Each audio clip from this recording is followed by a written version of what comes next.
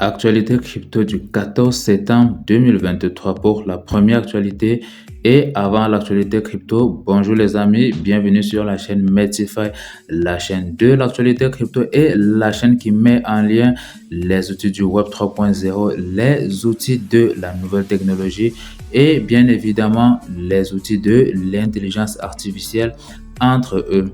Et sans toutefois tarder, présentation et on commence.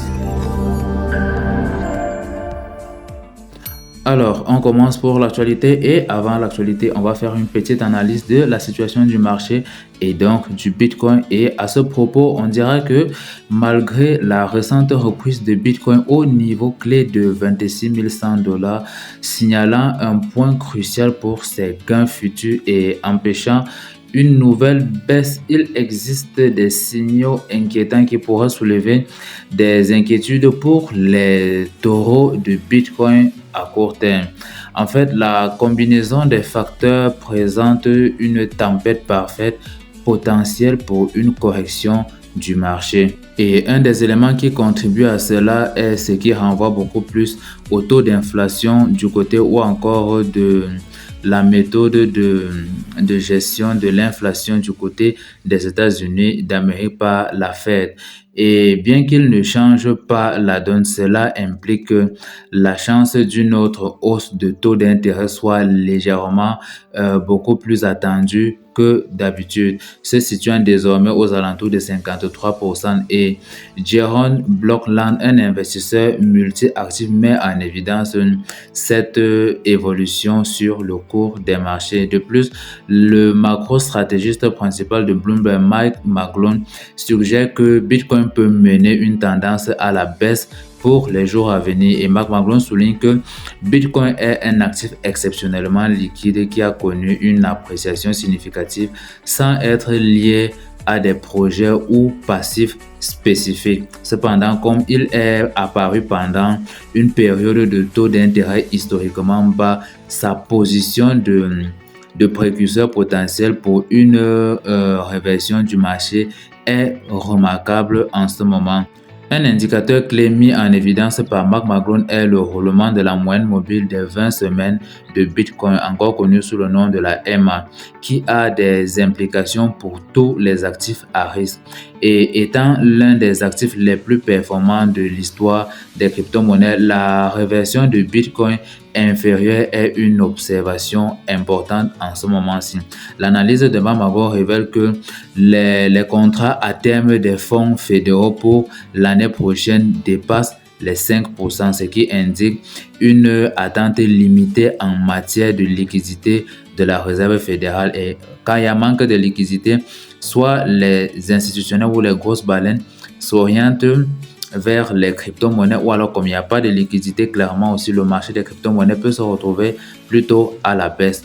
Et un schéma similaire a été observé dans la réversion moyenne de Bitcoin au début de 2022 lorsque les contrats à terme ont commencé à fixer les prix du cycle de resserrement actuel, notamment le resserrement quantitatif actuel. Et alors que la limite inférieure du taux des fonds fédéraux passe rapidement de 0 à 5,2% et même que devrait continuer d'augmenter, une pression importante sur tous les actifs à risque, y compris Bitcoin, pourrait s'en suivre pour les prochains jours. Mark met également en évidence la relation historique entre Bitcoin et le marché au sens large du terme. Après l'injection de liquidité résultant du passage à des taux d'intérêt nuls au début de 2020, la moyenne mobile de Bitcoin sur 20 semaines a atteint son plus bas avant le S&P 500, avant le S&P 500, qui lui a connu une tendance similaire au troisième trimestre de l'année de 2023. Et si on revient même encore sur l'analyse de Mark McGlone, celui-ci soulève, ou alors son analyse soulève des inquiétudes quant aux performances futures de Bitcoin dans un contexte dynamique changeant des taux d'intérêt et de l'impact potentiel sur tous les actifs à risque du marché, alors que la moyenne mobile de Bitcoin sur 20 semaines montre des risques de renversement et les investisseurs, sans oublier les acteurs du marché, surveilleront de près sa trajectoire de prix et sa capacité à résister aux pressions de la hausse des taux d'intérêt. Et en parlant de résister de la hausse des taux d'intérêt, je dois avouer que au vu de la tendance à laquelle Bitcoin est en train de nous faire penser actuellement, je vous invite vraiment à essayer de faire vos propres recherches sur le diagramme représentant les cycles, la psychologie des cycles de marché. Vous pourrez comprendre qu'on se trouve à un point plutôt stratégique et qu'il est possible qu'on connaisse un effondrement d'ici peu, ou je dirais peut-être d'ici le mois de novembre, décembre ou encore au début du mois de janvier, février, un truc comme ça. Et au moment de la production de cette vidéo, la principale crypto-monnaie, notamment le Bitcoin, est confrontée à un défi en passant les murs de résistance des 26 400 comme mis en évidence par New BTC.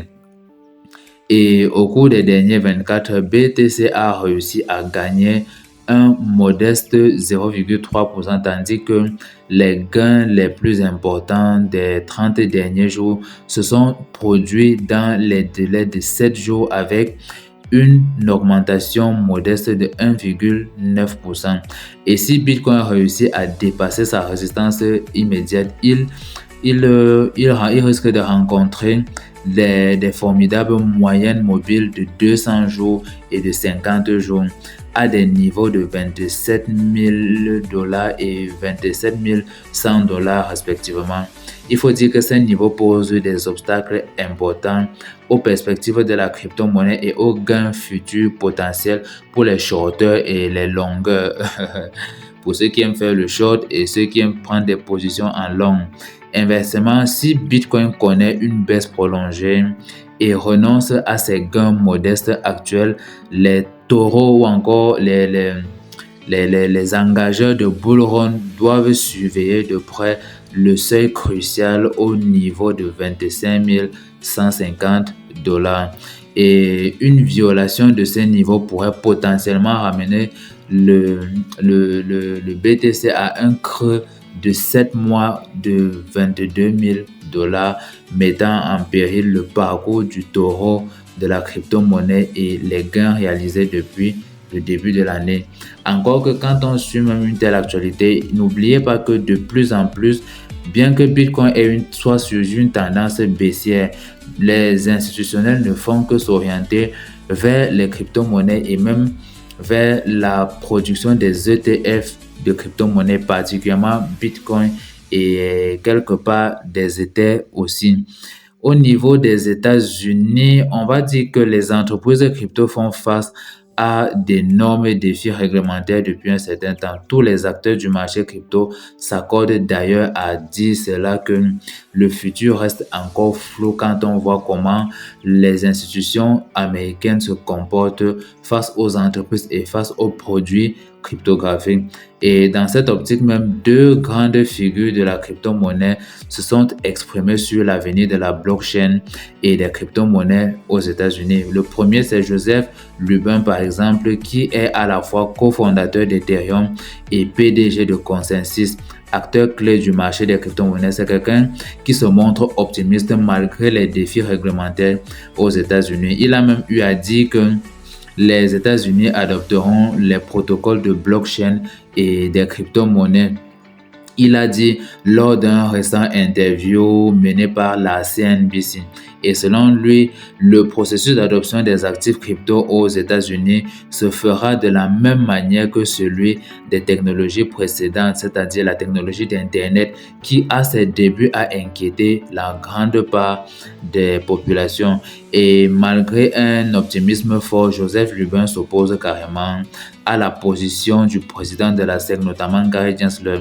Et il faut encore même dire que d'après les lectures que j'ai eues, Joseph Lubin considère les jetons de crypto-monnaies comme des titres et Ethereum comme une marchandise. En fait, il souligne que Gary Gensler considère les crypto-monnaies comme des titres et Ethereum comme une marchandise. Et malgré les litiges juridiques avec la SEC en cours, avec la SEC, malgré les multiples litiges la sphère de la crypto rencontre face à la SEC. Il y a eu la SEC américaine, il y a eu la SEC nigérienne et il y a la SEC, je dirais, de Singapour et quelque part la SEC de l'Europe, quelques institutions européennes vis-à-vis des crypto-monnaies.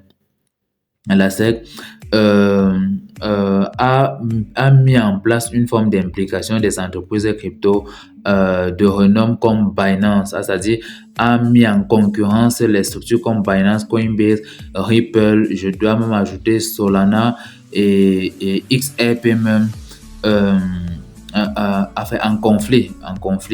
Je ne sais pas, j'ai peut-être fait un quoi quelque part. Et Lubin espère aussi que les États-Unis mettront en place une réglementation crypto fructueuse et parfaitement cohérente pour les crypto-monnaies.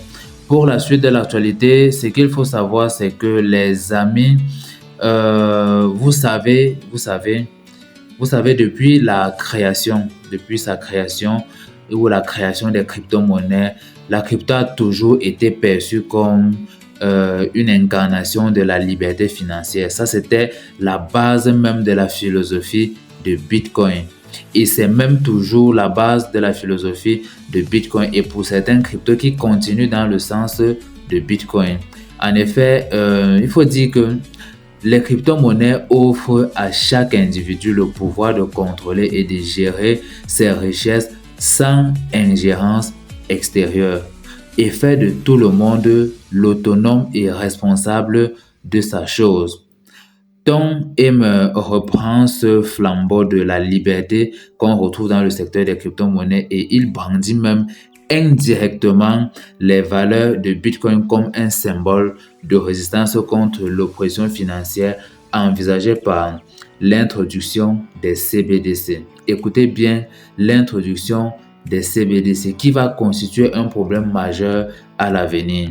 Et dans ses propos, l'éminent membre du Congrès appelle à une mobilisation générale pour protéger les valeurs fondamentales que sont la vie privée et la souveraineté individuelle.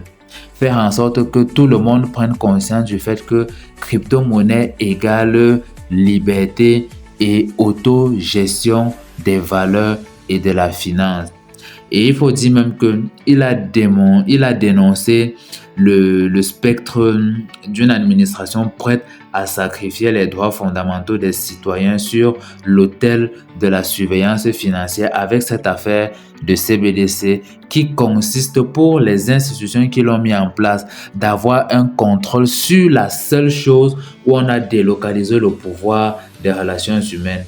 On délocalise le pouvoir des relations humaines vers l'argent et bizarrement, c'est ceux qui l'ont fait qui s'orientent encore vers le contrôle absolu de cette finance en y mettant des codes qui vont leur permettre d'utiliser ou de mouvementer votre argent sans votre avis et votre accord. Ça, c'est dangereux. Et une fois que je le dis, il faut savoir que l'enjeu est de taille, de manière à ce qu'il faut préserver l'essence même de la philosophie des cryptos qui repose sur la transparence, l'ouverture et le respect de la vie privée. Je pense que pour la plupart, vous le savez. Pour ceux qui ne le savent pas, ne vous gênez pas sur ma chaîne, je vous entretiendrai à propos. Et pour mieux même saisir les enjeux de cette affaire-ci, il faut savoir que c'est dans sa critique avec par rapport au CBDC que Tom Emmer se démarque véritablement des autres crypto-influenceurs. Et selon lui, cet outil numérique ou encore ces outils numériques, sous des apparences séduisantes, cachent un potentiel de surveillance draconien prêt à zapper les fondements du monde de la vie américaine, c'est-à-dire la vie en fait, je dois avouer que pour la vie en Amérique, moi je considère beaucoup plus la vie américaine comme étant une vie marquée par le libertinage. Bon, à chacun sa perception à ce niveau-ci. Donc pour Emmer, il faut dire que les CBDC viennent se positionner comme des éléments menaçant avec étau la liberté et l'autonomie des citoyens américains. Et il évoque même une administration de Biden comme étant une administration qui est capable de sacrifier les libertés individuelles au profit de l'institutionnalisation d'une monnaie qui vient ici être une monnaie de contrôle. Et Tom Emmer ne mâche pas ses mots, il faut le dire, parce que quand vous le lisez sur ses tweets et les interviews qu'on a eues avec lui, il est assez cru et il qualifie la CBDC d'outil de surveillance à la manière du PCC. Et je vous invite à regarder ce que c'est que le PCC, qui pourrait être utilisé comme une arme pour opprimer et contrôler la population. Et une fois que moi, je vous le dis, c'est pour que vous soyez beaucoup plus avisés. Au Nigeria, par exemple, les populations se sont opposées au CBDC parce qu'ils ont vu les enjeux d'un tel outil. Et c'est dans un contexte que Emmer présente un projet de loi audacieux visant à interdire purement et simplement à la Réserve fédérale de créer une CBDC, une demande qui, selon lui, sauvegarderait les valeurs fondamentales de la nation américaine. Plutôt intéressant sa disposition à défendre les libertés de chacun et surtout les libertés de jouir de son argent comme il se doit. Encore que c'est dans l'argent qu'on a mis la possibilité pour chacun d'avoir accès à une certaine liberté. Et si on vient déjà la contrôler ainsi, il y a problème. Pour la suite de l'actualité, dans un article publié mardi, l'agrégateur des données en chaîne Sentiment a révélé qu'il y avait eu une augmentation significative du Bitcoin ou encore de l'activité sur les portefeuilles Bitcoin malgré la tendance à la baisse du prix du Bitcoin. Apparemment, alors que le marché avait fortement fluctué en raison des incertitudes réglementaires, les investisseurs Bitcoin se sont maintenus, en particulier en termes de nouvelles activités d'adresse sur le portefeuille Bitcoin. Et les rapports Sentiment montrent des fluctuations de cette métrique au fil des mois. Cependant, la seule chose cohérente était la tendance à remonter même après avoir plongé de manière significative pour les derniers jours. Et rien qu'en septembre, la métrique est passée d'un minimum d'environ 860 000 à plus d'1 million ou encore d'1 million 100 000 adresses Bitcoin quotidiennement ou encore quotidienne unique quotidienne unique menant des activités sur le réseau Bitcoin. Et un fait intéressant, c'est que ce chiffre est le plus élevé de cette mesure depuis avril, prouvant bien que le prix du Bitcoin dans sa tendance baissière n'a pas dissuadé les investisseurs Bitcoin. Et qui entend ça entend quelque chose d'intéressant. Je vous dis encore, les investisseurs Bitcoin habituellement sont les grosses têtes, les baleines et tout le reste. Et ceux-ci n'attendent très souvent que des moments où, d'après la psychologie des cycles du marché, nous sommes dans le cycle de la dépression, c'est-à-dire le cycle où plus personne ne s'intéresse aux cryptos. Or, c'est maintenant qu'il faudrait s'intéresser aux cryptos. Et pour ceux qui veulent me rejoindre dans mon groupe WhatsApp, le lien est juste en description. Vous cliquez sur le lien et vous nous rejoignez, nous et la communauté des crypto-investisseurs, des crypto-développeurs, à faire tout ce qui tourne autour du Web 3.0 et pour qu'on puisse évoluer tous ensemble.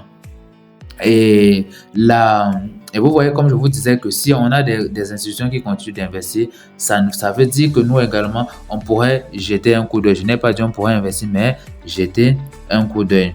Et là, il faut dire que la hausse qu'on observe sur les échanges sur les portefeuilles Bitcoin, la hausse peut également s'expliquer par l'euphorie déclenchée par le gestionnaire d'actifs Franklin Templeton,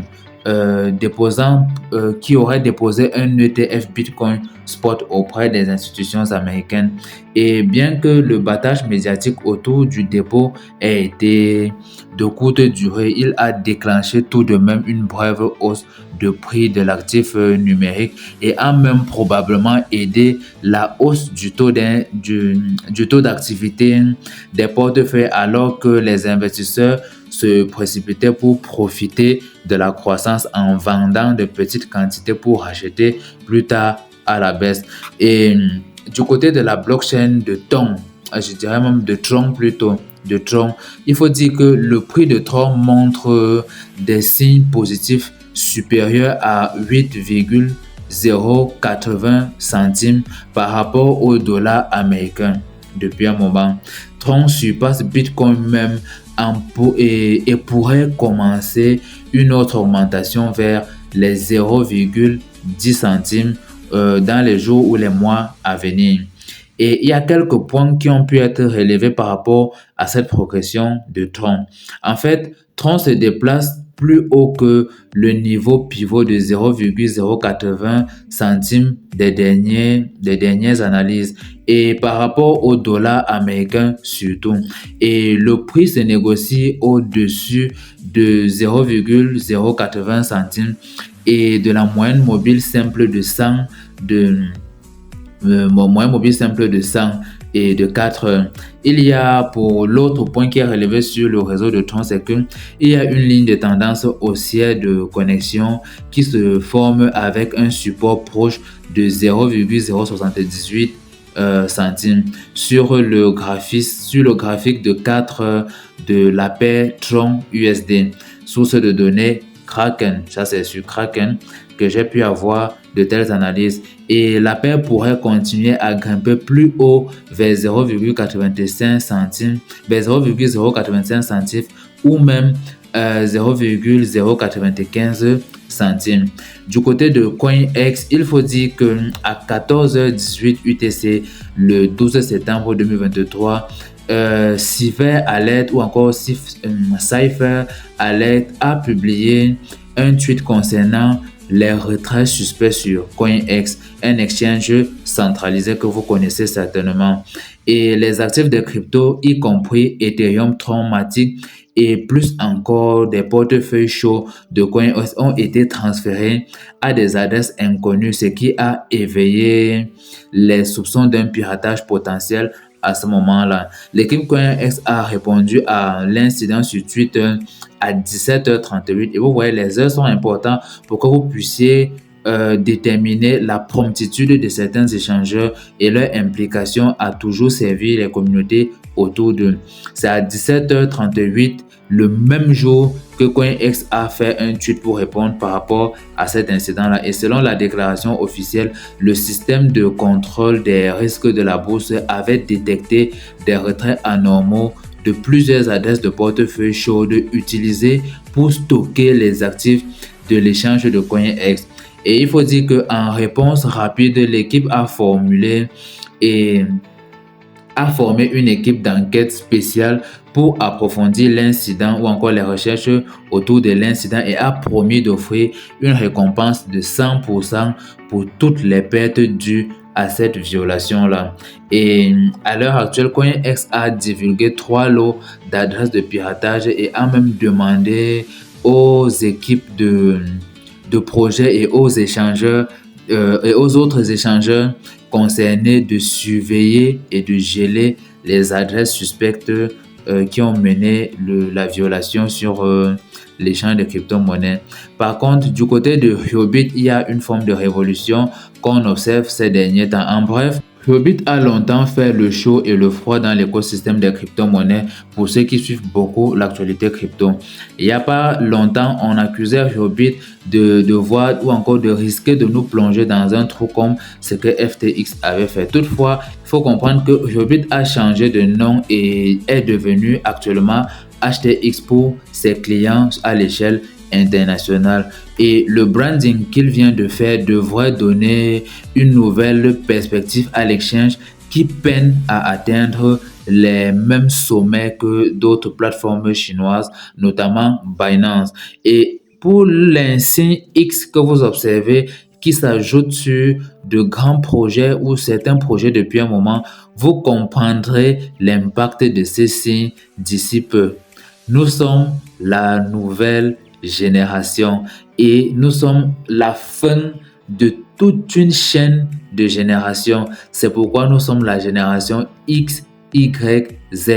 X pour dire l'inconnu. On ne sait pas vers quoi nous tendons. Et comme les nouvelles technologies s'inscrivent, alors on est en train de tendre vers une nouvelle réalité. Positionnez-vous pour quelque chose de plus intéressant. Donc, comme je vous ai dit, il a changé son nom en HTX pour ses clients à l'échelle internationale. Et son branding, c'est un moyen pour lui, le branding, c'est-à-dire sa publicité, c'est un moyen pour lui de se hisser à l'échelle des échangeurs comme Binance, qui sont des échangeurs avec qui il mène une concurrence du côté de la Chine, parce que ce sont des échangeurs natifs de la Chine ou encore des fondateurs issus de la Chine, si on peut dire ça comme ça. Et de nombreux échanges se démarquent sur le marché des crypto-monnaies, mais Huobi semble en ce moment-ci stagner pour beaucoup, alors que les homologues asiatiques prennent de l'avance depuis un moment. La société a du mal à rencontrer le même succès, alors même qu'il offre un moyen de transaction. Je vous assure, les services sur Huobi sont particulièrement intéressants. Moi, j'ai beaucoup apprécié comment les choses se passent sur sa plateforme. L'on pourrait croire que c'est la faute aux turbulences qui ont secoué la plateforme ces derniers temps, mais il y a une toute autre raison à cela et c'est dû à son nom apparemment. Et comme c'est dû à son nom, clairement, il a changé. En fait, selon Justin Sun, le PDG de l'exchange, il rencontre des difficultés d'adoption à travers le monde à cause de son nom qui est difficile à prononcer dans d'autres pays. Vous voyez, moi, j'ai dit Huobi parce que, bon, après, il faut avaler le H, il faut avaler le U, il faut mettre le O. C'est peut-être ça. Bon, on ne sait jamais. En fait, de ce fait, il faut dire qu'il place un changement et il fait place à un changement. Il fait place à un changement de nom pour essayer de rendre plus facile l'utilisation de son nom ou encore du nom de sa plateforme. Et la plateforme d'échange crypto a annoncé mercredi qu'elle se brandait, c'est-à-dire qu'elle mettait en avant son produit ou son nouveau nom ou encore qu'elle se vendait sous une nouvelle forme et s'appellerait désormais HTX. Cette décision est le fruit d'une longue réflexion puisqu'elle devrait s'avérer favorable sur le long terme. Je dis bien encore sur le long terme. Et si Huobi, qui signifie feu et jeton ou encore feu et coin en chinois, n'a aucun sens en anglais, ce changement devrait être plus facile à prononcer pour aujourd'hui en tout cas. Et Huobi a subi les affres de la tendance baissière pour l'année de 2022 et début 2023, ce qui l'a pas mal secoué au point où on pensait qu'il allait scammer les utilisateurs. Et quand je le dis, il faut comprendre que cependant, Justin Sun pense qu'il devrait jouir d'une meilleure adoption en ce moment, c'est tout comme Binance le fait malgré les tumultes poussés par la Securities and Exchange Commission. Et selon lui également, si l'exchange crypto de CZ, c'est-à-dire Champing Zao, fonctionne si bien, c'est à cause de son branding. Et Binance ne blague pas avec le branding. De ce fait, il est temps donc de se mettre à jour et HTX devrait donc favoriser une adoption massive dans le pays ou encore les pays anglo-saxons. Du côté de Ripple, par contre, on va encore noter quelque chose de plutôt intéressant. Ripple dit qu'il va désormais recruter ses employés sur l'échelle ou dans l'échelle internationale et il dit que 80% de ses employés viendront désormais des pays étrangers. En fait, le fournisseur de solutions de crypto-monnaies basé aux États-Unis, Ripple, a adopté des plans pour mener ses processus d'embauche en dehors des frontières américaines, comme on le connaît si bien. Et la société de crypto-monnaies a donc déclaré que plus de 80% de ses effectifs seront désormais recrutés dans des pays extérieurs aux États-Unis qui encouragent l'adoption et l'innovation de la cryptographie, parce que il ne peut pas être sur un territoire où il essaie de mettre en avant un produit, mais c'est encore ce même territoire qui essaie de faire descendre son produit, ce qui fait que il trouve donc un moyen de faire quoi? De faire appel aux travailleurs qui viennent de l'extérieur des États-Unis, parce que quand il faut comprendre, quand une institution financière ou une entreprise se construit dans un pays, très souvent, c'est d'abord pour rendre l'emploi accessible. Et en rendant l'emploi accessible, ça réduit donc le taux de chômage. Et en réduisant le taux de chômage, ça aide l'État à améliorer la vie de ces populations. Or, l'État américain ne veut pas soutenir donc ces institutions-ci pour qu'ils puissent donc continuer d'offrir ce type de services. Alors, il peut trouver donc mieux de faire 80% externes employés et le reste des 20% internes. Donc, c'est à peu près ça. Donc, la société de crypto-monnaie, c'est-à-dire Ripple a donc déclaré que plus de 80% de ses effectifs seront recrutés dans les pays extérieurs aux États-Unis, comme je vous le disais. Et la décision d'embauche de la majorité de ses effectifs à l'échelle internationale peut être considérée comme une mesure stratégique pour contrer les effets provoqués par les changements réglementaires adoptés par la Securities and Exchange Commission des États-Unis à tout moment, qui vient un peu abuser de l'espace des crypto-monnaies. Et à la lumière du litige entre Ripple et la SEC américaine, le PDG de Ripple, Brad Garlinghouse, a exprimé son enthousiasme pour l'expansion de la société de cryptographie dans une nouvelle région. Il a par exemple déclaré que le cabinet